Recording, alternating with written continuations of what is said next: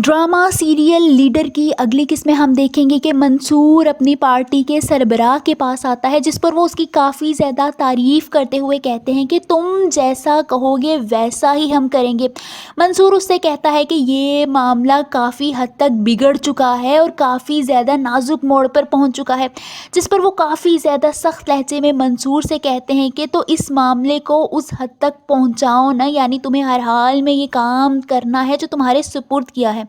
वहीं हम देखेंगे कि आगा जान के बंदे उन्हें इत्तला देते हैं कि रुबाब मंसूर से मिलने गई थी और मंसूर उसे उम्मीद इत्तेहाद पार्टी के दफ्तर में ले गया था। जब आगा जान को ये बात पता चलती है तो उन्हें बहुत गुस्सा आता है।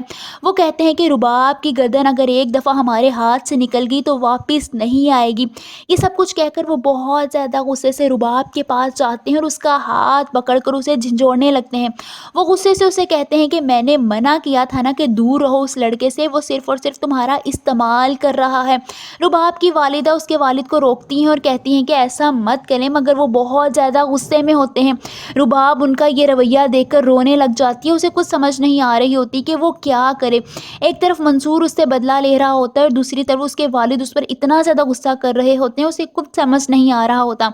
वहीं हम देखेंगे कि मंसूर अपने गाँव जाता है जहाँ वो अपनी छोटी बहन से मिलता है। वो उसके सर पर हाथ रख के उसे तसल्ली देते हुए कहता है कि तेरा भाई हर हाल में तेरे साथ खड़ा है, तो कुछ भी मांग कर देख ले। ये सुनकर उसकी बहन बहुत ज़्यादा खुश हो जाती है और मंसूर के गले लग जाती है।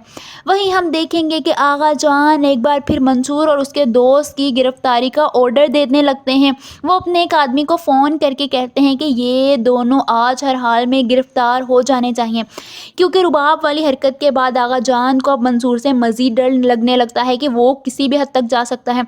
आप सबको क्या लगता है, क्या आगा जान के इरादे कामयाब हो सकेंगे? क्या मंसूर एक बार फिर गिरफ्तार हो जाएगा? कमेंट्स में अपनी राय का इज़हार ज़रूर कीजिए।